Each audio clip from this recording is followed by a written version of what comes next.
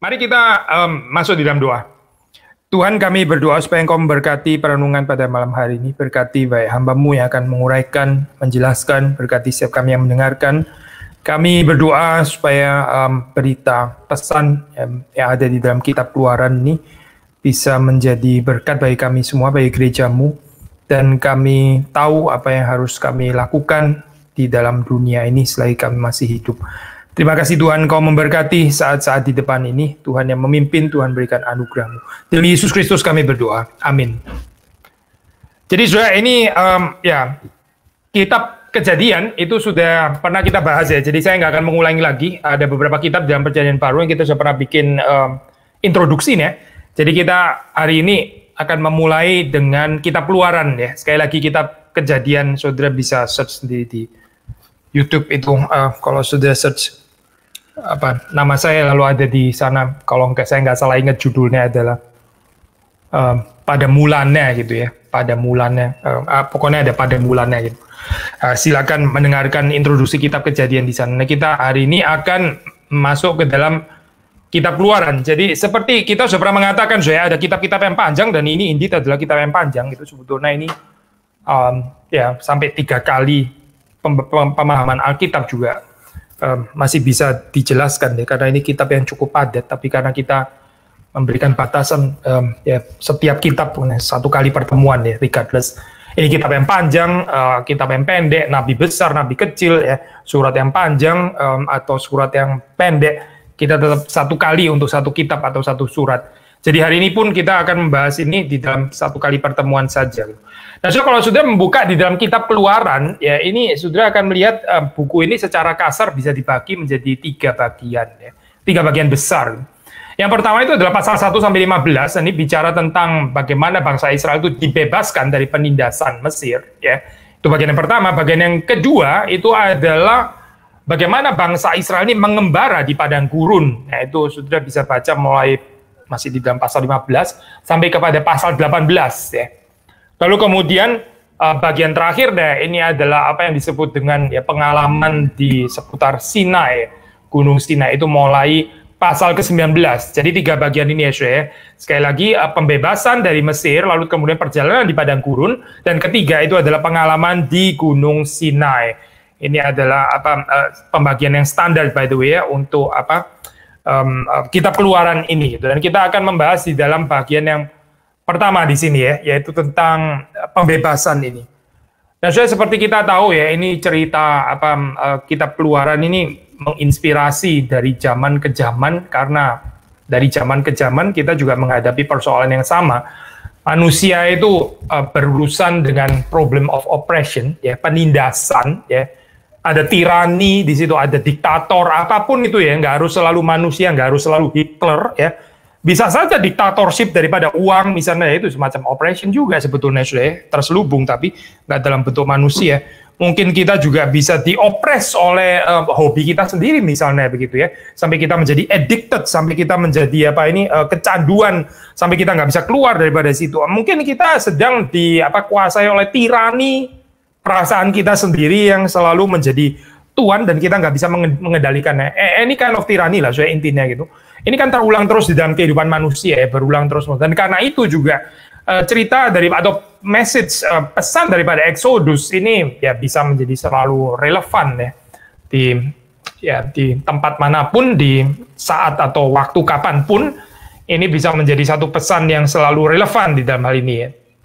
Nah, kalau sudah membaca di dalam kitab Exodus sendiri ya, itu memang lebih tepat di dalam let's say theologies of the Old Testament itu sendiri ya, teologi Perjanjian Lama plural by the way, saudara akan mendapati bahwa teks yang paradigmatis ya, teks yang paradigmatik dari kitab Exodus ini bahkan juga diulang juga within the Old Testament theologies.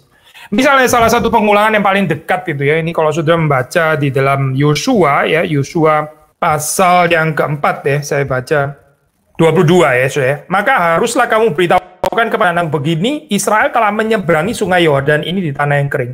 Sebab Tuhan Allahmu telah mengeringkan di depan kamu air sungai Yordan, sampai kamu dapat menyeberang seperti yang telah dilakukan Tuhan Allahmu, dan laut terberau yang telah dikeringkannya di depan kita, sampai kita dapat menyeberang. Nah, saudara, ini nggak bisa lebih jelas lagi ya. Ada rujukan laut terberau ya. Sementara di sini yang sedang dihadapi ini adalah air Sungai Yordan. Jadi saudara bisa melihat di sini bahwa paradigmatik ini ya, teks tulisan yang ada di dalam kitab Exodus itu diulang di sini ya. Di dalam cerita Yosua 4. Berarti ini bukan cuma sekedar cerita, tapi bisa dipergunakan terus-menerus gitu kalau sudah membaca di dalam kitab suci ya, di dalam Perjanjian Lama. Yang agak sedikit jauh ya di dalam hal ini, misalnya di dalam Yesaya, yang di sini sudah mesti membaca agak panjang ya itu ya. Kita nggak mungkin membacanya di sini, tapi di dalam Yesaya pasal 40 ya, dan seterusnya 40, 41, 42, 43 sampai dengan pasal yang ke-55. Nah, di situ saudara melihat di sini bagaimana bangsa Israel ya yang kembali dari Babylon ya, ini adalah semacam pengulangan, ini adalah semacam replikasi ya daripada cerita di dalam kitab Keluaran ini sebetulnya. Ada homecoming, ada homecoming ya, setelah exile maksudnya itu. Mungkin kalau kita mau membaca, kita membaca 2 ayat saja, yaitu kita membaca dari Yesaya pasal yang ke-52, saya membaca di sini ayat yang ke-11 dan 12. Menjauhlah, keluarlah dari sana. Janganlah engkau kena kepada yang najis, keluarlah dari tengah-tengahnya, sucikanlah dirimu, hai orang-orang yang mengangkat perkakas rumah Tuhan. Sungguh kamu tidak akan buru-buru keluar dan tidak akan lari-lari berjalan, sebab Tuhan akan berjalan di depanmu. Dan Allah Israel akan menjadi penutup barisanmu. Istilah apa ini ya? Pergilah, atau di sini apa bahasa Indonesia terjemahannya itu menjauhlah ya gitu ya. Menjauhlah, berangkatlah ya, berangkatlah, keluarlah dari sana. Ini kan sebetulnya bahasanya Exodus ya. Bahasa dari kitab Keluaran. Apalagi di sini sudah membaca dalam ayat ke-12 ya. Tuhan akan berjalan di depanmu. Tuhan yang akan memimpin engkau berjalan di depan ya. Ini kan diambil sebetulnya dari tradisi kitab Keluaran. Jadi sudah melihat di sini ya, Yesaya ini mengambil dari tradisi Exodus gitu, dan menerapkan ya di dalam konteks yang baru ya, di dalam hal ini dalam konteks pembuangan gitu. Nah, kalau kita membaca di dalam kitab Keluaran itu sendiri, kita bisa melihat misalnya di dalam cerita tulah ya, tulah-tulah yang ada. Ini sebetulnya secara penempatan ceritanya mau menyatakan apa sih? Menyatakan atau mau menggambarkan bahwa inilah tandanya ya, bahwa Yahweh ya, Tuhan Allah Israel itu adalah Allah yang berdaulat ya. Jadi di sini tulah ini menggambarkan kedaulatan dari Yahweh Allah Israel. Bukan cuma orang Israel yang perlu mengerti ya bahwa dialah Yahweh, tapi juga orang Mesir ini pun juga ya, orang Mesir itu juga perlu tahu bahwa inilah Yahweh ya, yang berkuasa untuk membebaskan bangsa Israel keluar dari Mesir. Kita membaca ini di dalam Keluaran ya. Keluaran 7 ayat ke-5 saya membaca, dan orang Mesir itu akan mengetahui. Siapa yang mengetahui? Orang Mesir ya. Orang Mesir akan mengetahui bahwa akulah Tuhan apabila aku mengacungkan tanganku terhadap Mesir dan membawa orang Israel keluar dari tengah-tengah mereka. Jadi sudah perhatikan di sini ya, ini perkenalan Yahweh ini bukan hanya kepada umat Israel, umat yang dipilihnya itu ya. Tapi di sini juga ada satu perkenalan ya, superioritas dari Yahweh terhadap dewa-dewa yang dipercaya oleh bangsa Mesir. Ya. Nah, itu jelas kalau sudah melihat di dalam cerita ini ya. Jadi intinya saya di sini mengetahui itu artinya apa ya, di sini mengetahui ada dalam bahasa Inggris itu kadang-kadang kalau kita pakai bahasa Inggris kan mengetahui itu know gitu ya. Tapi sebenarnya ada nuansa ya di dalam bahasa Inggris. Kita bisa pakai apa itu recognize, misalnya kita bisa pakai acknowledge gitu ya. Mengakui lah di dalam hal ini ya, mengakui gitu. Jadi ini waktu dikatakan supaya bangsa Mesir itu mengetahui bahwa dialah Yahweh ya. Itu maksudnya di sini mengetahui sudah jelas bukan di dalam pengertian mengetahui secara teoritis ya, tapi mengakui ya kemahakuasaan Yahweh ya, yang di atas dewa-dewa yang dipercaya oleh bangsa Mesir. Jadi kalau sudah membaca di dalam cerita ini ya, Firaun itu bahkan di sini ya dengan terpaksa ya, dengan terpaksa itu kalau sudah membaca di dalam ayat 10 ini menarik, saya dipaksa dengan setelah mengalami tulah-tulah itu ya, Firaun di sini masih mengakui dosanya dan bahkan minta pengampunan. Kita membaca ini di 10 ya, pasal 10 ayat yang ke-16. Ini mungkin agak jarang dibahas ya, Saudara. Maka segeralah Firaun memanggil Musa dan Harun serta berkata, ini 10 ayat 16 ya. Aku telah berbuat dosa terhadap Tuhan, ya, terhadap Yahweh Allahmu dan terhadap kamu. Oleh sebab itu, ampunilah kiranya dosaku untuk sekali ini saja dan berdoalah kepada Tuhan Allahmu itu supaya bahaya maut ini dijauhkannya daripadaku. Kita tahu kalau kita membaca di dalam cerita keseluruhan ya, ini adalah pengakuan dosa eksternal ya, bukan pengakuan dosa batiniah. Jadi kita nggak harus gelisah dengan membaca ayat ini. Anyway, ini ayat di dalam firman Tuhan. Bagaimana kita bisa gelisah, Saudara? Apa kita mau sobek atau bagaimana, kan nggak mungkin kan? Tapi mungkin bagian ini jarang dibahas, Saudara. Bahwa Firaun itu pernah mengaku dosa seperti ini ya, 10 ayat 16-17. Ya, tapi ini di dalam pengertian ya karena dia terpaksa lah ya, karena penghukuman itu akhirnya terpaksa harus mengakui ya bahwa Yahweh itu di atas dewa-dewa yang dipercaya di Mesir. Dan bahkan kalau sudah membaca meneruskan di dalam pasal yang ke-12 ya, ini waktu orang Israel keluar itu, saudara mendapati di sini ayat 32, saya akan membacakan. Bawalah juga kambing, domba, dan lembu sapimu seperti katamu itu, tetapi pergilah dan mohonkanlah juga berkat bagiku. Menarik ya, saudara. Firaun itu sampai dipojokkan, sampai dia harus mengakui yang bisa memberkati itu adalah Allahnya Israel. Allah Israel itulah yang sanggup untuk memberkati itu. Pohonkanlah juga berkat bagiku ya. Jadi di sini dia sendiri minta supaya dia diberkati dan dia tahu yang bisa memberkati itu yaitu siapa? Yahweh, Allah Israel ya. Jadi sudah lihat di sini Firaun ya sebagai musuh di dalam hal ini ya. Dia sendiri dipojokkan sampai di dalam keadaan seperti itu sehingga harus mengakui sovereignty, harus mengakui kedaulatan Yahweh, Tuhan Allah Israel. Nah, apalagi saya untuk orang Israel sendiri, apalagi untuk bangsa Israel sendiri, saudara membaca jelas di sini ya, Yahweh tentu punya deeper concern terhadap umatnya sendiri. Yahweh yang mau supaya Israel itu juga lebih lagi ya, daripada Firaun mengetahui bahwa dialah Allah yang sejati ya, bahwa dialah Tuhan ya, dan sudah jelas di sini pengharapannya bukan secara eksternal ya, saudara, tapi secara batinia gitu. Karena yang eksternal itu kan sebetulnya Firaun ya. Tapi bangsa pilihannya sendiri ya, seharusnya ini mengenal Allah mereka, yaitu bukan secara eksternal, luar karena terpaksa gitu, karena hukuman-hukuman, karena tulah dan sebagainya ya, karena sudah bangkrut lah, karena sudah hidup ini sudah sulit sekali begitu ya, maka terpaksa harus mengakui Tuhan. Bukan saya, tapi ini mengakui Yahweh ya sebagai Allah secara batinia dari dalam hati mereka. Dan ini saya waktu bangsa Israel mengakui bahwa Yahweh itu sovereign, ini berarti menolak ya, ada polemik dengan otoritas ya, sovereignitas dari Firaun ya, Mesir yang palsu itu ya. Sekali lagi ya, saya waktu kita mengakui Tuhan itu sebagai Allah kita di dalam kehidupan kita ya, berarti itu kita menelanjangi ya kuasa-kuasa palsu yang ada di dalam dunia ini.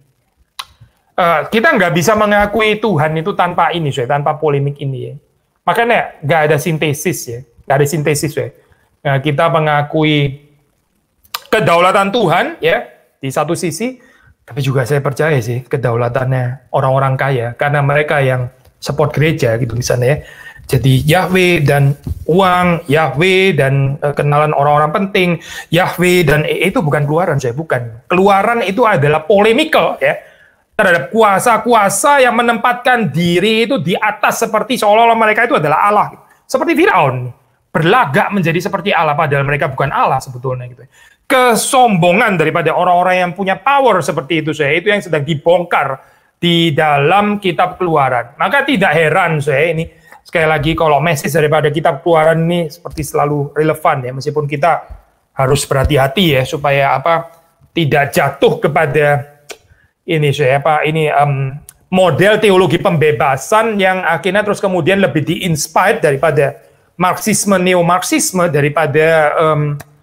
daripada Alkitab gitu. Kita mesti bisa membedakan di dalam hal ini ya. Tapi betul bahwa di dalam kitab Keluaran ini membicarakan tentang liberation, membicarakan tentang pembebasan, membicarakan tentang deliverance, membicarakan tentang pembebasan dari oppression. Itu jelas sekali sudah di dalam kitab Keluaran ya. Dan itu saja nggak menjadikan bahwa kitab Keluaran ini jadi proto-Marxis atau apa ya. Jelas bukan saya, karena ini adalah cerita yang nggak ada hubungannya ya dengan si Karl Marx itu, nggak ada hubungannya. Ini adalah cerita yang diwahyukan ya, dan sampai kapanpun selama kita berada dalam fallen world, dunia yang sudah jatuh ini ya, selalu akan disertai dengan cerita-cerita oppression itu ya. Nah, maka di sini Yahweh tampil sebagai sang pembebas. Dia adalah yang membebaskan kita daripada oppression yang terjadi di dalam dunia ini. Jadi saudara melihat di sini ya, Yahweh itu dia itu bertakhta ya, dia berada di atas relasi-relasi kuasa yang ada di dalam sejarah ini. Kita mesti percaya ini ya, saudara. Karena kalau kita nggak percaya ini, kita akan cenderung menjadi orang yang terus kemudian selalu menyalahkan yang di atas, ya. Benci yang di atas, atau hidup dipenuhi dengan kepahitan dan sebagainya. Itu karena kita gagal percaya bahwa Yahweh sebetulnya itu memimpin dan bertakhta di atas dari relasi-relasi kuasa, relasi-relasi otoritas itu ya, seperti di dalam cerita kitab Keluaran ini gitu. Nah, kalau sudah membaca di dalam cerita permulaan daripada kitab Keluaran ini menarik ya, saya sebetulnya nggak langsung bicara tentang Yahweh gitu, tapi ini dimulai narasinya itu dimulai dengan cerita orang Israel yang tertekan. Jadi ini mulai penggambarannya itu adalah dunia manusia ini ya, penuh dengan persoalan ya, yang sangat membutuhkan ya, yang diopres, yang ada penderitaan dan sebagainya. Ini cerita dimulai dengan seperti itu ya. Terus kemudian baru setelah itu muncul, nah ini ada sesuatu yang ajaib terjadi gitu ya, waktu Yahweh di sini terus kemudian menetapkan Musa ya, Musa yang dipelihara secara ajaib ya, Musa. Dan Musa yang terus kemudian dipersiapkan juga untuk ini ya, konfront si penguasa lalim, oppressor, yaitu Firaun ini sendiri, padahal dia sendiri juga pernah berada di istana gitu. Dalam hal ini bikin ceritanya menjadi lebih dramatis gitu ya, karena ini bukan satu gambaran yang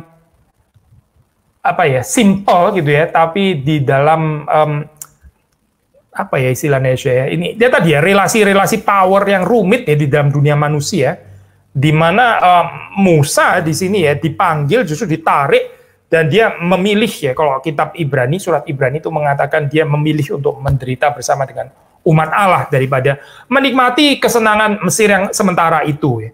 Lebih baik menderita bersama dengan umat Allah, lebih baik menjalankan ya, lebih baik menghidupi narasi ya panggilan Allah daripada bersenang-senang di dalam satu keadaan relasi power ya, connection yang status quo yang sudah established ya, yang ya sebetulnya kalau dia tetap ada di sana dia aman-aman saja gitu. Tapi itu bukan panggilan daripada Musa gitu, dan itu bukan panggilan saudara dan saya juga gitu. Panggilan saudara dan saya adalah seperti Musa di dalam hal ini ya. Berani konfront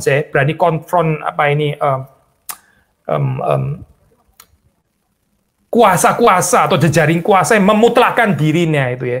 Saudara berani untuk menyatakan kebenaran dan bukan terhuyung-huyung takluk begitu saja karena kita mau cari aman dan sebagainya. Itu bukan kekristenan saya di dalam hal ini. So, saudara melihat di dalam cerita ini ya, panggilan daripada Musa ini cerita providensia ilahi, bagaimana dia itu bisa akhirnya dirawat diasuh oleh ibunya sendiri. Jadi di sini ada rencana Allah yang terlihat dengan jelas ya di dalam cerita kitab Keluaran ini. Nah, kemudian ya setelah itu Musa ya di sini dia memberitakan tentang Yahweh, ya. Dia memberitakan tentang Allah Israel ya di sini. Terus kemudian Allah Israel inilah ini Yahweh ya, ini sedang bersaing di sini ya. Di dalam satu persaingan bukan cuma dengan Firaun tapi juga dengan dewa-dewa Mesir ya. Siapa sebetulnya yang boleh mengontrol ya, nasibnya Israel? Siapa yang berhak sebetulnya itu untuk menentukan masa depan daripada bangsa Israel? Ya? Yahweh atau Firaun? Pertanyaan yang sama, akan diulang terus di dalam kehidupan kita. Gitu. Siapa yang akan boleh mengontrol kehidupan saudara dan saya? Tuhan, ya, atau kuasa uang misalnya, gitu. Atau ya dewa-dewa palsu yang lain. Yang mana sebetulnya yang boleh mengontrol? Yang boleh mengontrol itu Allah yang sejati atau Allah ciptaan kita? Atau Allah-Allah palsu, ya, ilah-ilah palsu, berhala-berhala itu yang akhirnya mengontrol kehidupan kita. Yang mana sebetulnya? Pertanyaan yang sama, di sini di dalam kitab Keluaran tentu saja jawabannya adalah Yahweh yang akhirnya mengontrol Israel dan bukan Fir'aun. Ya. Jadi sudah membaca di dalam cerita ini ya, bagaimana Israel di dalam keadaannya yang opres itu ya, tertindas. Dia berseru kepada Allah. Dia berseru kepada Allah.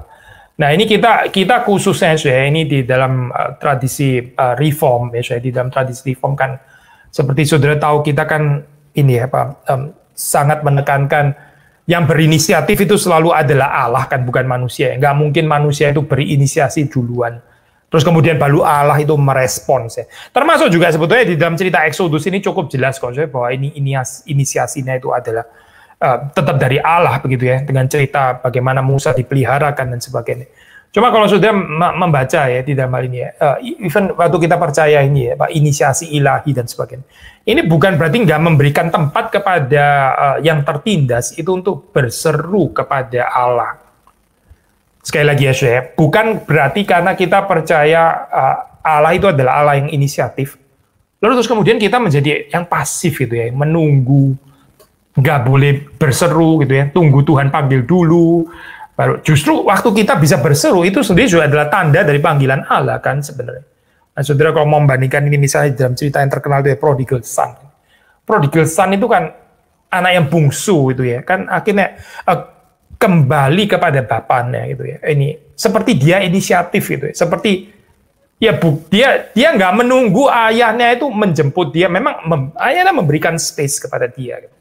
Nah, kadang kita membaca di dalam bagian firman Tuhan, ada tempat-tempat ya, bagian-bagian tertentu yang tanpa bermaksud untuk ini ya, membuyarkan atau menggeser doktrin Allah yang berinisiatif itu, tapi memberikan tempat bahwa manusia juga harus berperan di dalam hal ini. Dan ini penting untuk iman Israel, karena sudah bisa membaca di sini waktu para budak-budak Israel ini berteriak ya di hadapan Tuhan ya. Ini sebetulnya merupakan satu pendahuluan, ini juga boleh dibilang programatik tradisi lamentasinya Israel itu ya, lamentasi, ratapan ya, berseru kepada Allah in times of distress, waktu di dalam saat-saat kesesakan ya, kesulitan, berseru kepada Allah. Bukan nggak boleh berseru bukan stoik gitu ya, bukan mesti menerima nasib gitu ya, atau bahkan pakai istilah teologis yang agak sudah lebih sering dengar gitu ya. Harus selalu bersyukur gitu misalnya ya. Kadang-kadang kalimat itu bisa keliru loh harus selalu bersyukur itu maksudnya apa gitu ya. Tentu saja benar kalau di dalam pengertian hidup itu nggak boleh bersungut-sungut gitu ya. Hidup jangan nggak melihat anugerah Tuhan. Itu sih betul kalau dia mengerti seperti itu. Tapi kalau harus bersyukur di dalam pengertian nggak boleh sama sekali ada ratapan ya, nggak boleh ada lamentasi. Sama sekali hidup ini nggak boleh ada keluh kesah ya, itu harus bersyukur itu bisa keliru kalimat itu. Nah, saudara baca di dalam iman Israel, ini dalam khususnya dalam kitab-kitab Perjanjian Lama, itu tradisi lamentasi ini penting sekali ya, sudah membaca di dalam Mazmur misalnya banyak sekali lamentasi. Dan ini sudah dimulai as early as kitab Exodus ya. Exodus itu bicara tentang lamentasi di sini, bahkan ceritanya dimulai dengan lamentasi ya. Lamentasi Israel yang berseru kepada Yahweh dan kemudian Yahweh menjawab ya. Nah, ini kita bersyukur waktu kita mempelajari ini ya, kitab Exodus di dalam scholarship belakangan ini tampaknya sepertinya memang agak berhenti gitu ya, pertanyaan-pertanyaan yang rada membosankan nih, historical nggak historical, terus kalau kemudian historical sebetulnya tempatnya di mana, terus orang trying to locate posisinya di mana gitu ya, itu scholarship seperti itu sudah agak lewat lah, sudah di belakang gitu. Dan ya saya pribadi bersyukur ya untuk hal itu ya. Bersyukur karena apa Karena orang kalau menghabiskan energinya itu membicarakan misalnya, ini sebetulnya di mana sih poinnya gitu. Kira-kira Musa dulu waktu itu di mana sih ya? Dia berdirinya itu di sebelah mana ya waktu dia membelai. Ini pertanyaan-pertanyaan kayak begini nih apa sih untuk iman kita, terus mau apa gitu. Terus setelah kita tahu misalnya di situ gitu, lalu mau apa gitu. Di Gunung Sinai gitu. Terus apa gitu. Saudara pergi ke sana naik onta gitu, foto-foto Instagram dan sebagainya. Gak terlalu membangun iman ya sebetulnya gitu. Lalu bagaimana? Yang lebih penting itu ya, bukan menentukan lokasi precisnya di mana gitu ya, kejadiannya apa, tapi bagaimana kita mendapati bahwa message, pesan daripada kitab Exodus ini sebetulnya terus-menerus di reenacted ya, ini terus-menerus di represented, ini diulang terus ya di dalam liturgical kalendernya Israel, dan ini yang menurut saya sangat bermakna gitu. Sekali lagi ya, saudara, cerita Exodus ini ya, ini bukan untuk diselidiki histori lokasi persisnya di mana dan sebagainya, terus kita terkagum-kagum dengan lokasi itu dan sebagainya. Lebih penting bagi saudara dan saya, hidup kita ini sesuai nggak sih dengan story-nya Exodus gitu? Hidup saudaranya sesuai nggak dengan kisahnya Exodus? Ini extremely important, saya, extremely important, sangat-sangat penting. Seperti sudah membaca Israel sendiri mengulang cerita ini waktu Yosua ya, tadi yang kita baca, Yesaya gitu ya, mengaitkan lagi dengan cerita Exodus. Berarti ini kisah yang nggak berhenti, saya. Ini kisah yang terus-menerus dihidupkan di dalam sejarah Israel, di dalam kehidupan Israel mengikut Tuhan. Dan itu yang seharusnya juga terjadi dalam kehidupan saudara dan saya. Ini harusnya menjadi kisah yang terulang di dalam kehidupan kita. Ya. Kita kritikal di dalam hal ini ya terhadap oppression yang menekan kita. Oh, saya bicara oppression di sini tentu saja dalam pengertian tepat ya, bukan dalam pengertian paranoid. Kalau paranoid susah lah, ada orang yang sebetulnya nggak ada yang opres, tapi dia rasa dia diopres. Nah ini paranoid namanya gitu ya. Saya hidup ini tertindas, itu misalnya. Selalu saya ditindas, saya di gereja ditindas, saya di perusahaan saya ditindas, di keluarga saya ditindas, dimanapun ditindas. Ini orang mungkin orang paranoid, ini apa? Exodus tentu saja bukan ngurusin orang paranoid seperti ini ya. Kalau ada orang paranoid seperti ini, dia mesti bertobat gitu. Bukan menjadikan apa cerita Exodus untuk pembenaran paranoianya dia, tidak gitu.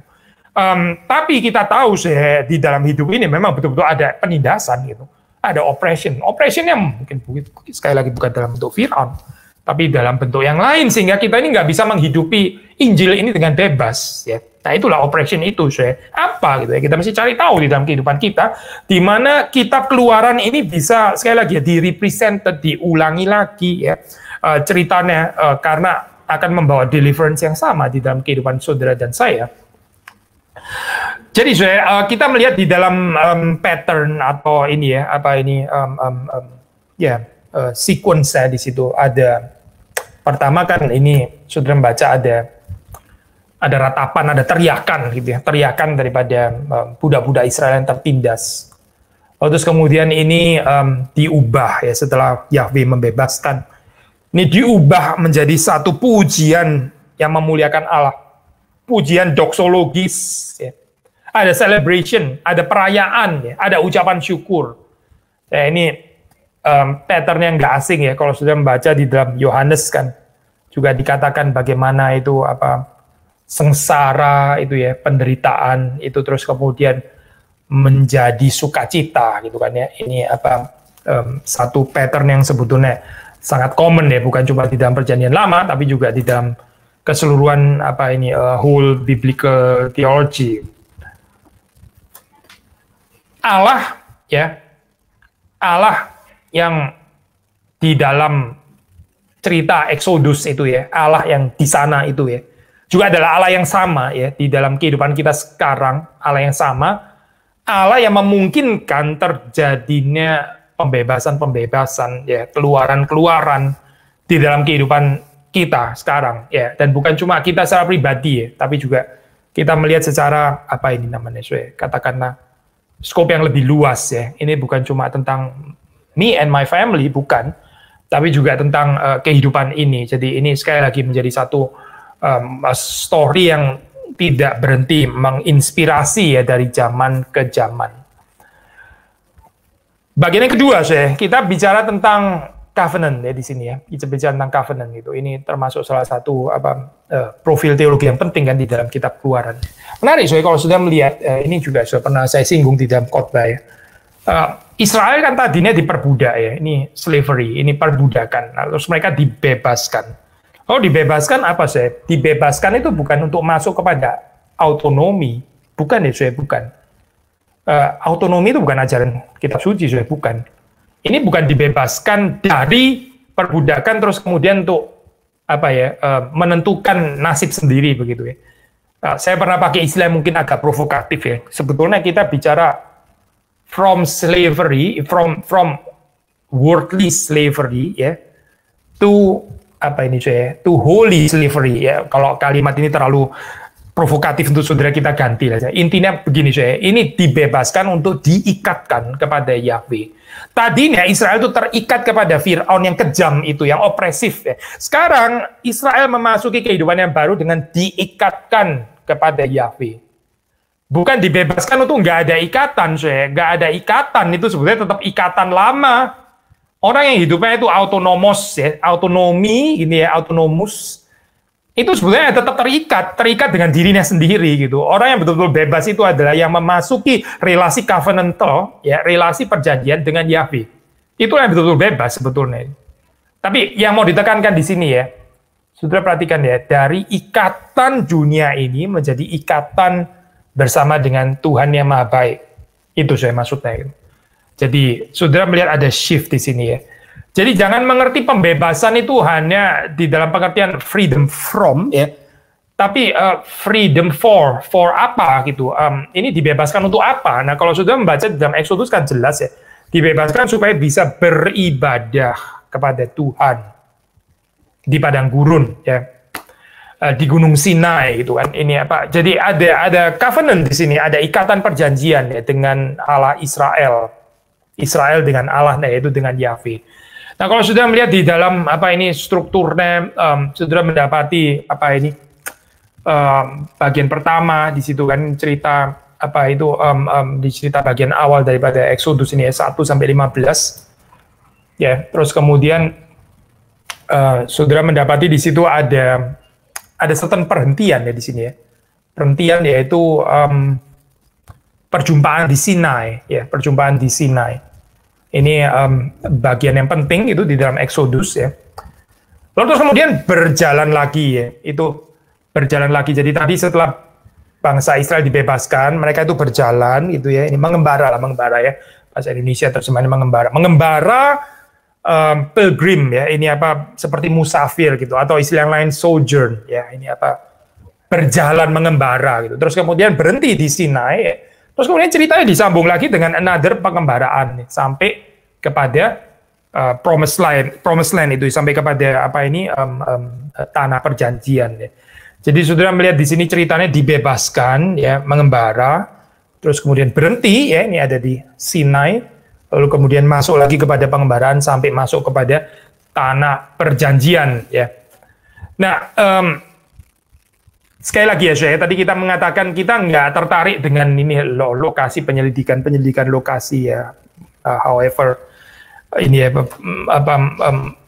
bagaimanapun ini ya, meskipun saudara kalau pergi ke Israel, saya kepingin saya ke Sinai atau ke apa dan sebagainya, ya oke lah, saya silahkan gitu. Masa nggak boleh ke sana, ya pergi saja silahkan gitu. By the way agak bahaya ya, saya pergi ke daerah sana gitu. Tapi kalau enggak juga nggak kenapa-kenapa gitu, karena yang penting itu bukan mengetahui geografi lokasinya itu ya. Tapi sekali lagi ini kisah Exodus ini ya Pak, kisah Keluaran ini apakah hidup di dalam kehidupan gereja ya, hidup di dalam kehidupan kita atau tidak? Gitu. Ya, kita pergi ke Israel, tapi hidup di dalam dunia tetap merayakan oppression. Ya sama saja, saya mendingan nggak usah ke Israel gitu. Israel nggak nolong apa-apa di dalam hal ini gitu. Lebih baik kita bisa mengerti ini di dalam pengertian relasi Israel dengan Yahweh ini loh. Sebetulnya bagaimana? Nah, yang ini saya adalah untuk semua orang. Pergi ke Israel itu nggak untuk semua orang gitu, nggak semua orang bisa pergi, nggak pergi juga nggak apa-apa juga gitu, nggak akan sedikit pun mengurangi ini ya apa kita punya iman, pengharapan, kasih kepada Tuhan gitu. Tapi relasi Israel dengan Yahweh ini jangan kita tidak mempelajarinya. Saya sudah mendapati dalam cerita Exodus, di dalam cerita Keluaran ya, berapa sering Israel itu memberontak, berapa sering Israel itu ya nggak bisa submit ya. Mereka bersungut-sungut ya. By the way, istilah sungut-sungut itu dibedakan dengan keluh kesah ya. Keluh kesah, ratapan, lamentasi itu one thing. Tapi ini bukan sekedar bukan keluh kesah. Ini sungut-sungut namanya ini ya. Di sungut-sungut itu ada jiwa pemberontakan sebetulnya di dalamnya. Nah, ini terjadi di dalam kehidupan Israel ya. Jadi di sisi Israel suka memberontak. Di sisi Allah ya, Allah yang dengan sabarnya, Allah yang bermurah hati, Allah yang menopang kehidupan mereka, ya. Tapi juga Allah yang bisa murka. Ini bukan Allah yang terus kemudian bisa diviktimisasi gitu ya. Allah itu merciful, betul ya. Allah panjang sabar, betul dikatakan seperti itu. Gitu. Allah itu panjang sabar, berlimpah kasih setianya dan seterusnya, atribut-atribut itu. Tapi Allah juga adalah Allah yang bisa murka, dan saudara membaca itu juga di dalam cerita kitab Keluaran. Orang yang relasi dengan Allah, itu relasinya hanya relasi Allah yang murah hati, sabar. Tapi nggak bisa ada pengertian dimensi aspek Allah yang murka, ya. Itu orang Kristen spoiled, spoiled. Seperti kalau saudara punya anak, ya. Saudara punya anak yang nggak bisa disinggung sedikit pun dengan saudara memarahi dia. Itu anak spoiled kan, betul kan? Ya? Kalau saudara punya anak, ini anak yang mesti dipuji-puji terus, gitu ya, mesti dipeluk-peluk terus, dielus-elus terus, gitu. Tapi begitu saudara marah, wah langsung dia banting-banting barang, langsung dia pukul-pukul, pecahin kaca dan sebagainya. Wah ini anak kurang ajar namanya. Gitu. Kenapa bisa ada anak seperti itu saya? Ikan anak ini dispoiled ya, orang nggak bisa ditegur ya. Begitu ditegur itu tersinggung, begitu terekspos dengan kemarahan dia langsung nggak bisa take it ya. Kita nggak membaca gambaran Allah yang tidak bisa marah, sekali lagi ya. Kita tidak mendapatkan gambaran Allah yang tidak bisa marah di dalam Exodus ini. Bukan Allah yang nggak bisa marah. Gitu. Tapi Allah yang bisa marah ini at the same time dia juga adalah Allah yang penuh cinta kasih ya, Allah yang compassionate, yang mengampuni dan seterusnya. Apalagi yang kita bisa pelajari di dalam Keluaran ya, ini motif padang gurun misalnya, motif padang gurun. Nah ini penting sekali ya, kalau sudah membaca dalam kitab Injil itu Yesus berpuasa di padang gurun. Gitu ya. Sebetulnya ini adalah diambil dari tradisi Exodus ya, tradisi kitab Keluaran. Wilderness atau padang gurun itu menggambarkan apa sih? Ini menggambarkan satu keadaan ya, menggambarkan satu tempat di mana apa ya? Ini pendukung-pendukung kehidupan itu absen. Gitu. Ini menggambarkan satu tempat di mana resources yang kita perlukan ya untuk kehidupan ini. Seperti apa sih? Seperti air gitu ya, seperti roti ya, daging ya, itu nggak ada gitu. Wilderness ya. Tapi justru di dalam keadaan, di dalam situasi, di dalam tempat yang seperti ini ya, Israel itu diundang untuk menyembah Tuhan. Jadi menyembah Tuhan bukan di dalam kelimpahan, tapi menyembah Tuhan di dalam kecukupan. Saya nggak mau pakai istilah kekurangan ya, karena Tuhan nggak membuat bangsa Israel kekurangan kok, tidak gitu. Ada kecukupan, ada mana yang disediakan ya, ada pemeliharaan Tuhan, gitu. Air juga disediakan. Gitu. Cuma bangsa Israel ya di dalam hal ini ya sedang diuji gitu di dalam situasi padang gurun. Apa yang sebetulnya ada di dalam hati mereka ya, dan kita tahu di dalam ceritanya ya, sama seperti dalam cerita kehidupan kita, kebanyakan kita juga seperti itu gitu. Ya Israel ini nggak ada gratitude ya, nggak ada ucapan syukur gitu. Yang ada terus-menerus komplain, yang ada terus-menerus bersungut-sungut gitu ya, tidak puas dengan pemeliharaan Tuhan dan sebagainya. Gitu. Sehingga ini juga menjadi satu pelajaran yang berharga juga untuk kita ya dalam hal ini. Bagian ini kalau saudara ini tulisan ini misalnya waktu di resepsi, let's say di dalam zaman pembuangan exile, ini menarik karena langsung ada koneksi ya di sini ya, ada koneksi. Tadi kita mengatakan waktu orang Israel dipanggil keluar dari Babilonia ya, itu homecoming ya.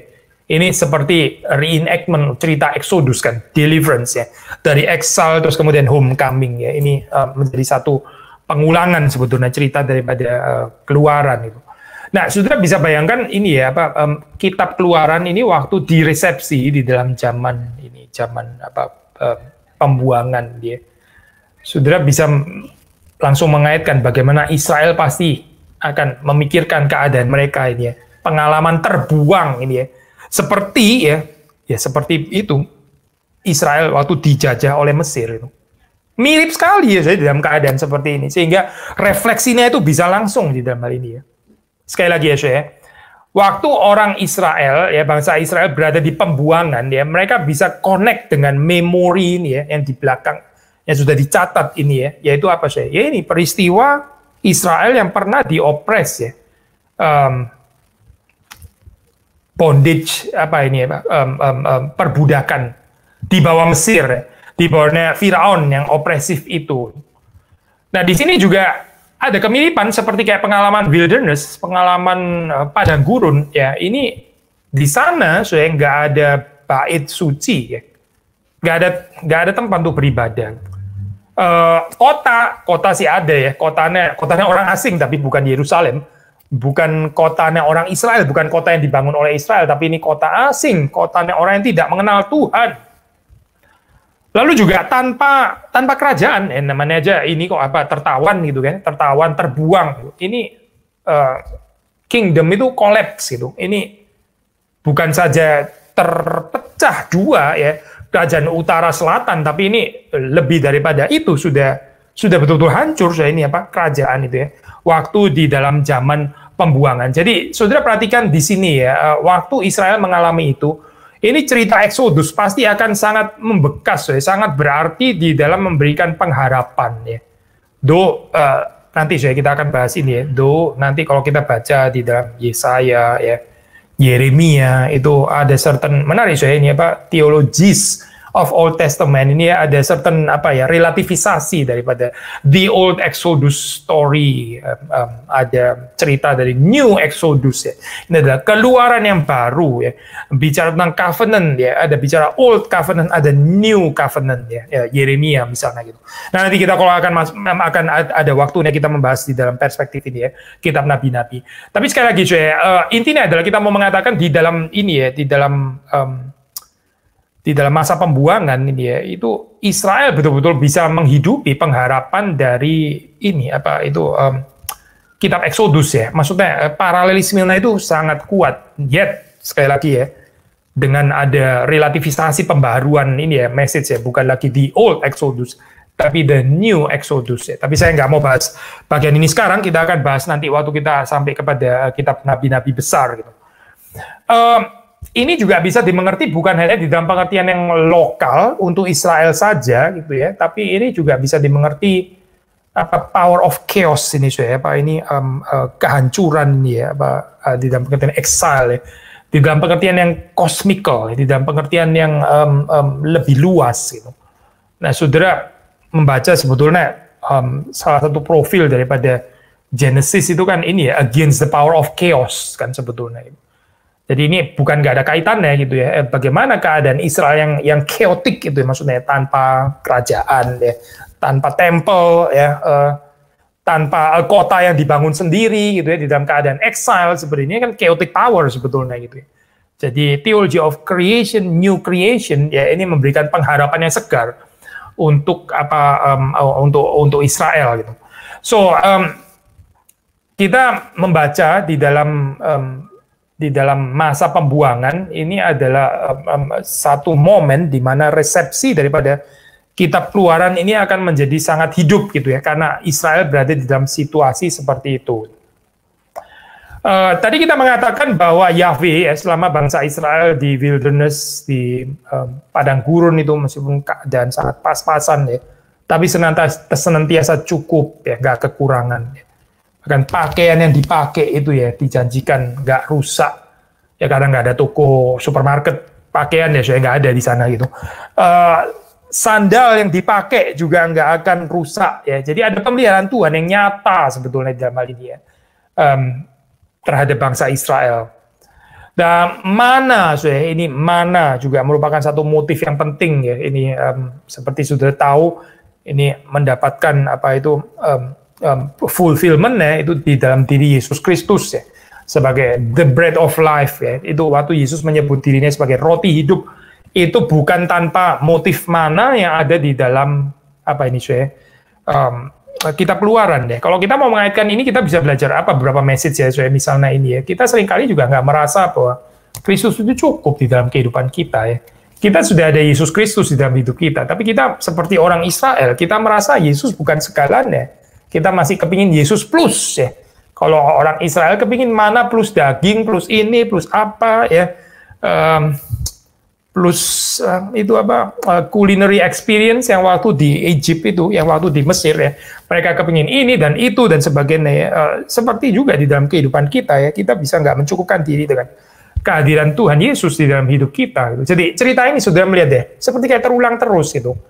Jadi kita bisa membaca New Testament ya dari perspektif Old Testament, ya, membaca keindahan Perjanjian Baru juga termasuk dari tradisi atau teologi Perjanjian Lama ya. Apa sih yang kita bisa pelajari dari teologi mana ya? Mana itu apa gitu?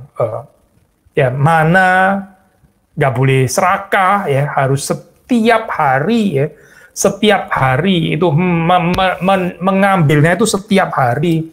Nggak bisa ini mengambil sekali langsung terus kemudian disimpan sampai 7 hari, apalagi 1 bulan gitu ya, supaya selama 7 hari juga nggak usah repot lagi gitu ya. Ini semua kaya dengan message sebetulnya, dan kita bisa kaitkan dengan ini ya, kristologi Perjanjian Baru bahkan gitu.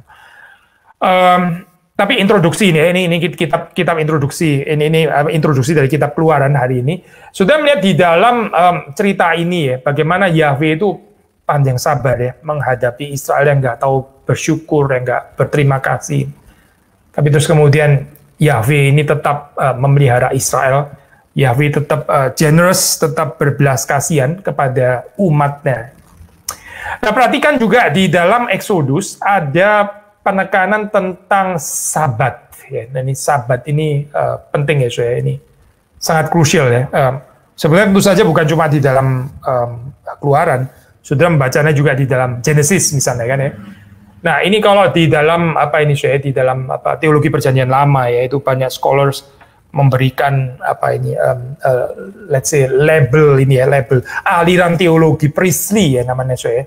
Ini aliran Priestley ini sangat menekankan pentingnya Sabat, pentingnya ibadah ya, segala sesuatu yang berkaitan dengan Celtic life. Nah ini adalah aliran teologi Priestley ya.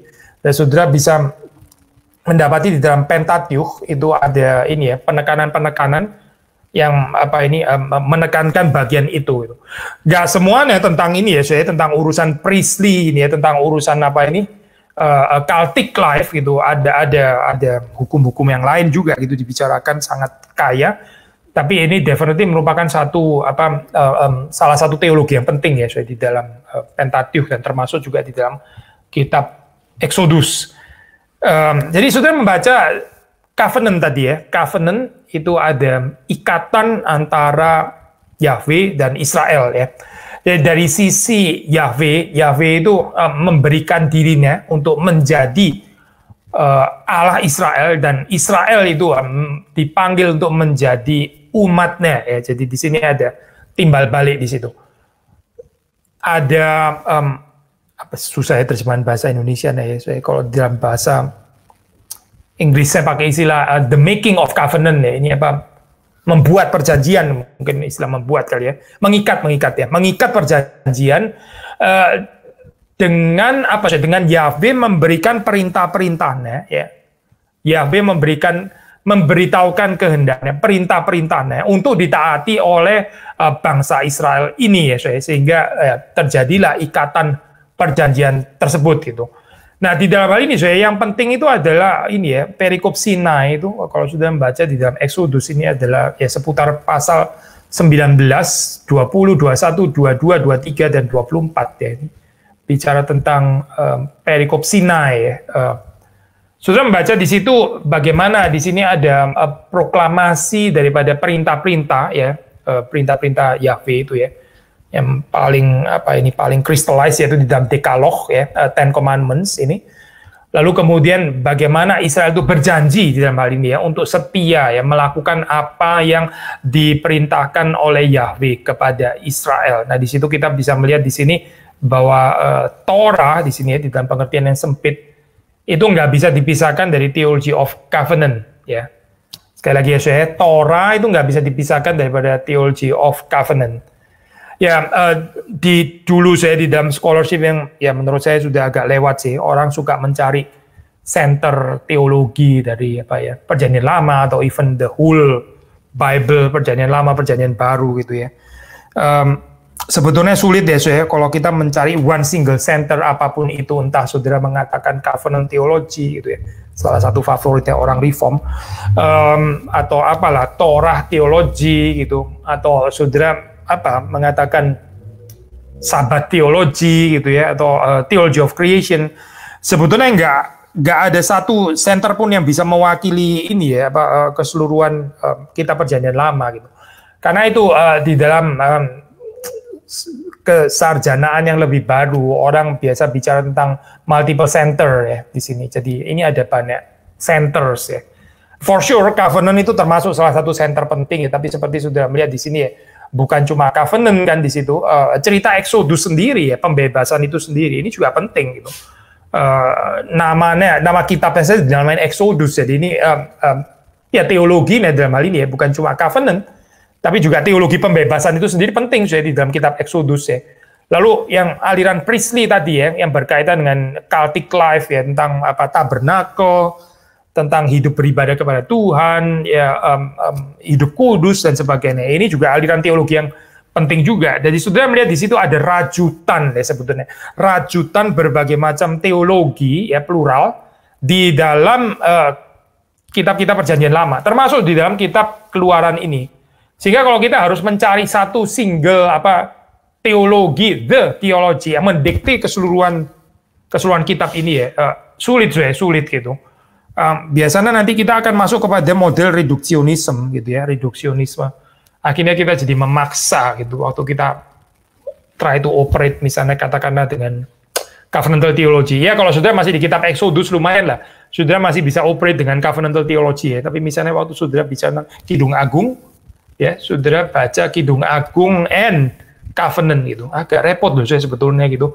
Rada maksa sebetulnya membaca Kidung Agung dari perspektif covenantal theology gitu ya. Nanti akhirnya kita kehilangan keindahan teologi yang sebetulnya mau ditekankan di dalam kitab itu, tapi kita nggak mau tahu itu. Pokoknya saya mau melihat covenant dimanapun semuanya covenant gitu misalnya. Akan kesulitan gitu. Bahkan sekali lagi di dalam kitab ini pun ya, kitab Keluaran ini pun di mana covenant theology itu indeed termasuk salah satu profil teologi yang sangat menonjol ya dengan Sinai Perikop ini. Tapi ini juga bukan satu-satunya theological profile ya yang dinyatakan di dalam kitab Keluaran. Tentang ini misalnya saya hukum ya yang menjaga relasi ya berbagai macam orang hidup di tempat yang sama ya. Ini Brueggemann misalnya dia mengatakan ini ya konsep ini ada concern ya untuk melimit debt slavery ya. Itu sudah bisa membaca di dalam 21 ya, 21. Kita baca sedikit saja ya, 21 ayat 1 sampai 11 ya. Ini ada peraturan-peraturan ya tentang hak budak Ibrani. Peraturan-peraturan yang harus kau bawa ke depan mereka apabila engkau membeli seorang budak Ibrani, maka haruslah ia bekerja padamu 6 tahun lamanya, tetapi pada tahun yang ke-7 ia diizinkan keluar sebagai orang merdeka dengan tidak membayar tebusan apa-apa. Jika ia datang seorang diri saja, maka keluar pun ia seorang diri. Jika ia mempunyai istri, maka istrinya itu diizinkan keluar bersama-sama dengan dia. Dan seterusnya, sudah baca sendiri ya, 4, 5, 6, dan seterusnya. Jadi sudah mendapati regulasi-regulasi seperti ini ya, ini banyak sudah di dalam kitab Keluaran gitu. Mau menjaga apa sih? Menjaga ini loh berbagai macam kelompok ini ya, yang hidup di tempat yang sama gitu ya. Ini hidup sebagai komunitas ini ya. Hubungannya itu harus adalah hubungan sesama neighbor, hubungan sesama ya. Bahasa Indonesia bagus ya, pakai istilah sesama gitu. Meskipun lain tapi sesama gitu. Meskipun tetangga tapi ini fellow human beings, ini sesama manusia sebetulnya gitu. Jadi regulasi-regulasi seperti ini ya, saudara kalau mendapati itu ya diatur gitu, diatur cukup detail ya sebetulnya. Ini di dalam hukumnya ada di dalam kitab Keluaran. Jadi boleh ada transaksi ekonomis, silakan gitu ya. Tapi ini transaksi ekonomis harus menjadi transaksi antar sesama ya, transaksi antar sesama ya. Jangan lagi mengulangi seperti cerita ini Firaun yang menindas ya. Transaksinya transaksi antara penindas dan budak yang ditindas. Jangan. Ini cerita yang sudah lewat, ini cerita lama gitu. Exodus itu membebaskan kita daripada cerita itu. Kalau nggak boleh ada transaksi ekonomis, ya nggak mungkin lah. Ini nggak livable gitu ya, nggak bisa dihidupi gitu. Silakan ada transaksi ekonomis, tapi transaksi ekonomis di mana kita melihat satu dengan yang lain itu sebagai sesama manusia. Nah, itu yang sangat ditekankan di sini ya. Kalau sudah melihat di dalam Keluaran 21 ini ya. Nah, bagaimana dengan ini saya dengan apa itu dengan Yahweh sendiri gitu. Tadi kita mengatakan kalimat ini ya. Kalau kita hanya mengerti Yahweh itu sebagai yang panjang sabar, merciful, compassionate, tapi kita nggak mau gambaran Allah yang murka, kita belum mengenal Allah yang di dalam kitab Keluaran. Itu bukan Allah di kitab Keluaran, saya meskipun kalau saudara apa ini ya baca termasuk yang di terakhir itu saya film Exodus yang paling terakhir ini ya, tahun berapa saya lupa gitu. Ya penggambarannya jadi bisa lain lagi gitu ya, penggambaran yang ya rada distorted sih menurut saya gitu, gambaran Allah yang seperti itu gitu. Tapi kalau kita mau mengenal gambaran yang sesungguhnya, tentu saja kita baca kitab Keluaran saja gitu. Sebetulnya gambarannya seperti apa. Nah, saudara akan mendapati di situ konsisten di sini ya, atau koheren ya. Di satu sisi, saudara mendapati ini Allah yang peduli kepada yang tertindas ya, Allah yang compassionate kepada orang-orang yang tidak berdaya ya, yang nggak bisa menolong dirinya sendiri. Tapi di sisi yang lain ya, dia juga menuntut ketaatan yang mutlak dari umatnya. Nah, dua ini ya kalau dari pandangan dunia seringkali seperti kayak dianggap nggak kompatibel ya. Saudara mengerti kan maksudnya ya? Kalau Allah compassionate ya, dia jangan absolutism kayak begitu gitu kan ya. Absolutism itu Fir'aun gitu. Fir'aun itu absolutism, nggak ada compassionate. Everything yang absolutis itu nggak ada compassion gitu kan ya. Lalu terus kalau yang compassion bagaimana? Ya nggak boleh absolut gitu kan ya. Kita nggak boleh ini menuntut secara absolut seperti itu. Tapi saudara akan keliru kalau mendapati ini ya mendapati gambaran seperti ini gitu. Maksudnya menciptakan gambaran seperti ini. Cuma mau satu sisi saja gitu. Tadi sama seperti Allah yang compassionate, merciful, tapi Allah yang nggak boleh murka. The fact bahwa Allah itu boleh murka karena dia punya certain saya pinjam istilahnya Brueggemann lagi ya, dia ada theological moral absolutism, ada theological moral absolutism, and ya juga compassion on the other side ya. Jadi ini ya bekerja bersama-sama, kita nggak bisa cuma mendapat satu saja gitu. Compassionate God yang nggak ada tuntutan absolut gitu ya, misalnya gitu ya, semuanya pengertian ya. Atau gambaran absolutism yang terus kemudian nggak ada compassionate ya, jelas juga bukan Allah di dalam kitab Keluaran itu. Jadi sudah melihat ini ya, bangsa Israel ini menghidupi pengenalan akan Allah ya, yang let's say quasi tensional ini ya, paradoxically tensional di dalam hal ini gitu ya. Mungkin karena keberdosaan kita, jadi kita melihat ini jadi ada seperti tension gitu, tapi sebetulnya ini adalah Allah yang diperkenalkan di dalam kitab Keluaran. Lalu apalagi kita melihat sekali lagi tadi kita mengatakan ini ya, ada aliran Priestley itu yang sangat menekankan kehadiran Allah ya, ini theology of presence, the theology of presence, banyak berurusan dengan bagaimana Yahweh ini adalah Allah yang berbeda dengan Allah-Allah dari bangsa lain ya. Karena apa? Karena Allah Israel ini tinggal bersama dengan umatnya.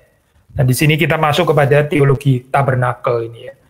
Jadi kalau sudah melihat di sini Musa itu bukan hanya mediator yang akan menyampaikan Torah yang diterima dari Yahweh, tapi Musa ini juga semacam guarantor ya, semacam penjamin bahwa atau pendoa syafaat gitu ya, bahwa Yahweh ini akan hadir di tengah-tengah Israel. Yahweh ini akan berjalan bersama dengan Israel. Nah, sudah membaca di dalam cerita itu kan, ini cerita kejatuhan ini Pak.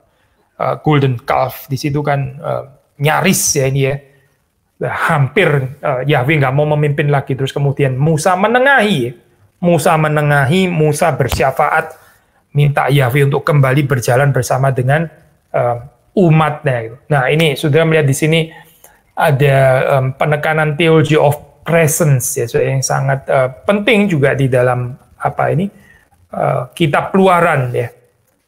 Nah, menarik salah satu resepsi yang kuat itu sekali lagi kan di dalam zaman exile. Justru waktu nggak ada temple ya, ini mereka sangat mengerti gitu apa artinya the presence of God yang nggak bersama dengan mereka lagi ya. Menarik ya, ini seperti perkataan klasik seringkali mengatakan kita nggak akan betul-betul apa ya menghargai sampai kita kehilangan gitu ya. Dan ini holds true waktu kita ya bicara di sini dalam zaman exile. Ini kan bicara absence sebetulnya di situ karena pembuangan kan exile ya. Tapi justru ya di dalam saat seperti inilah ya mereka begitu giat untuk menghayati ya ini teologi Exodus ini, salah satu momen penting di dalam kehidupan Israel. Kalau saudara melihat di dalam theology of presence ini ya, priestly tradition, itu ibadah itu saya jauh sekali saya daripada pemikiran dualisme modern ya. Bukan itu saya. Kita seringkali ini ya struggle di dalam dunia kontemporer ini, ibadah jadi semacam kayak apa ya? Pelarian, escape gitu loh saya, yang kita masuk ke dalam dunia yang sama sekali lain ya. Well, otherworldliness-nya sih nggak harus salah gitu ya. Tapi di dalam pengertian gini saya, ini apa ya, masuk ke dalam satu dunia yang lain untuk terus kemudian dalam 1-2 jam segera ditinggalkan, terus masuk ke dalam dunia sekuler ya yang dengan totally different principles and narratives dan sebagainya gitu. Tapi kalau sudah melihat di dalam tatanan teologi daripada Exodus, itu bukan dimengerti seperti itu saya. Ini tabernakel misalnya. Tabernakel itu apa sih gitu? Nah, tabernakel itu sebetulnya menggambarkan recreation ya. Ini adalah replikasi daripada ciptaan. Jadi ini seperti kayak membangun dunia kembali gitu. Di mana di situ ya ini yang bekerja, yang berfungsi, yang berjalan ya. Itu ada the story of Yahweh ini bersama dengan umatnya. Jadi ibadah ini penting sekali saya untuk umat Israel ya. Karena di dalam ibadah inilah ya, tadi ya ini terjadi yang porak-poranda, yang semerawut, yang kekaru-karuan itu ya, yang tercaya berai, terus kemudian terjadi refocusing. Ya. Ini konsep penting sekali di dalam kitab Exodus. Ya. Maka tidak heran di sini sekali lagi kalau Sabat itu ya, itu menjadi kulminasi di sini ya. Ada penafsir yang mengatakan ini ya, menyejajarkan di situ kan. Itu Tuhan bicara kepada Musa itu ya di dalam 7 speech ya. Lalu ini paralel dengan 7 days of creation ya, dan bukan kebetulan ya. Ke-7 kalinya ini kulminasinya adalah teologi Sabat sebetulnya ya. Teologi Sabat sebagaimana di dalam teologi penciptaan ya, kita juga melihat itu kulminasinya itu sebetulnya juga adalah Sabat ya. Good, saya mungkin mengakhiri dengan saya simpulkan saja saya terakhir gitu ya. Jadi ini saudara ingat 3 hal inilah paling enggak ya di dalam kitab Exodus. Pertama itu adalah cerita pembebasan itu sendiri ya. Cerita pembebasan ini bagaimana ya orang Israel yang ditindas itu dibebaskan ya dari kuasa penindasan yang bengis ini. Yahweh itu menjanjikan true deliverance ini ya. Nah, saudara bisa membaca cerita Yesus Kristus ya di dalam hal ini ya. Jesus as the Savior ini sebagai the new Moses ya. Dan keselamatan yang dihadirkan itu juga adalah new Exodus ya. Kalau saudara membaca di dalam Matius misalnya ya, ini profil teologi itu kan kuat sekali. Jadi ini adalah bagaimana manusia yang di dalam kehidupan ini banyak oppression yang dialami, entah dia sadar atau nggak sadar ya. Lalu kemudian Alkitab ini memberitakan Injil, ini proklamasi the kingdom of God. Yang membebaskan itu ya, kerajaan Allah. Bukan kerajaan dunia yang opresif itu saya, tapi kerajaan Allah yang membebaskan. Yang mengajak saudara dan saya bisa beribadah, ya ada fokusirung ya, ada kehidupan yang diberikan fokus lagi gitu ya. Ini yang garis saya sudah karu-karuan sekarang diluruskan lagi gitu ya ini. Nah, itu terjadi di dalam ibadah. Itu yang pertama saya. Yang kedua adalah theology of covenant tentu saja ya. Karena covenant teologi ini penting sekali di dalam kitab Keluaran, meskipun nggak equally penting di dalam semua kitab Perjanjian Lama, tapi indeed di dalam Keluaran ini termasuk satu color teologi, warna teologi yang sangat kuat gitu. Bahkan kita mengenal formula itu ya, formula yang terkenal ini ya kalau kita baca di dalam Keluaran pasal yang ke-6 ya, Keluaran pasal 6 saudara membaca ini satu formula yang terkenal ini disebut covenantal formula ya sebetulnya. 6 ayat yang ke-7 saya bacakan ya. Aku akan mengangkat kamu menjadi umatku dan aku akan menjadi Allahmu. supaya kamu mengetahui bahwa akulah Tuhan Allahmu yang membebaskan kamu dari kerja paksa orang Mesir. Menarik ya saudara, di sini saudara melihat di dalam satu ayat ini ya saudara, ini ada dua teologi besar sedang disintese gitu, sedang digabungkan gitu. Satu tentang deliverance ya, kan di sini bicara tentang akulah Tuhan Allahmu yang membebaskan kamu dari kerja paksa orang Mesir. Nah ini terus kemudian dikaitkan dengan theology of covenant ya. Jadi Tuhan membebaskan ya umat pilihannya supaya umat pilihannya ini sekarang diikatkan ya, diikat perjanjian dengan Dia sendiri. Nah ini adalah cerita kehidupan Kristen juga sebetulnya ya, yang kita terima juga dari pengajaran kita perjanjian lama. Nah Tuhan itu di sini menghadirkan ya, ini pinjam istilah Brueggemann, ini ketaatan yang baru ya, itu ketaatan kepada Firaun, itu ketaatan yang lama, itu ketaatan kepada orang yang opresif ya, tapi ini sekarang ketaatan kepada Yahweh yang membebaskan. Sekali lagi ya, bukan tanpa ketaatan, bukan tanpa ketaatan, tetap dengan ketaatan, tapi ini bicara tentang ketaatan yang baru ya, yang diikat di Gunung Sinai itu ya. Dan ini bicara tentang pemerintahan yang baru ya. Firaun itu pemerintahan yang lama, pemerintahan yang kejam. Yahweh ini adalah pemerintahan yang baik ya. Jadi di sini sudah melihat, misalnya termasuk di dalam ayat-ayat yang tadi kita baca ya, mengatur sampai sedemikian detail ya, sehingga budak ya itu tidak diopres, kalaupun masih ada ya kehidupannya seperti itu ya, itu jangan sampai di-abuse ya, karena cerita abusive seperti itu sudah lewat, itu belong to the old story ya, itu sudah diselesaikan di dalam Exodus. Yang ketiga dari pertama kita bicara tentang ini ya, pembebasan itu sendiri, kedua adalah teologi perjanjian atau covenant, yang ketiga kita bicara theology of presence. Nah ini khususnya di dalam aliran priestly tadi ya. Nah di sini saudara membaca di dalam Exodus ada sedikit antisipasi yang nanti kemudian akan diperlengkapi di dalam kitab Imamat khususnya ya, ada tuntutan kekudusan. Tuntutan kekudusan. Nah ini berkait dengan cultic life. Ya. Waktu bangsa Israel atau umat Israel itu beribadah ya, dia menghadap Allah yang Maha Kudus, menghadap Tuhan yang Maha Kudus. Ya, mereka perlu menguduskan dirinya. Nah ini apa artinya ya? Nah, di dalam kitab Keluaran mengantisipasi ini, tapi terus kemudian teologi ini dikembangkan lebih ekstensif ya. Kemudian di dalam kitab Imamat atau di dalam Levitikus ya. Jadi perjalanan Israel ini sendiri digambarkan sebagai satu perjalanan ya, di mana Allah itu ya, Allah dan kemuliaannya itu menyertai Israel. Allah menyertai Israel, menyertai dengan kemuliaannya ya. Israel juga adalah bangsa yang berbagian di dalam kemuliaan Allah, tapi Israel juga adalah bangsa yang mengembara ya. Ini gambarannya penting, apalagi kalau kita mengaitkannya dengan kehidupan kita sekarang ya, penantian kedatangan Yesus Kristus kembali, kita juga bisa mengaitkan theology of presence ini ya. Selama di dunia ya, kita sudah mencicipi kehadiran Allah, tapi pengalaman kita ini masih broken, masih tidak sempurna. Bahkan waktu kita ibadah pun ini juga ya foretaste ya, ini adalah cicipan itu.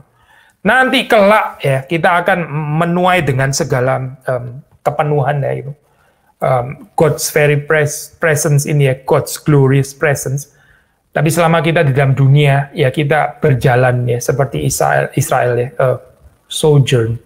Kita mengembara ya, tapi ini bukan mengembara seperti Kain, mengembara yang terusir dari hadirat Allah, bukan. Ini adalah satu pengembaraan yang disertai oleh tiang awan dan tiang api. Ini satu pengembaraan di mana Tuhan itu berjalan bersama dengan kita. Kiranya ini menjadi satu penghiburan, kekuatan bagi kita semua. Nanti lain kali di dalam pertemuan berikutnya kita akan melanjutkan pembahasan introduksi kitab Imamat. Demikian saudara PA pada malam hari ini. Selamat malam dan Tuhan memberkati saudara-saudari sekalian.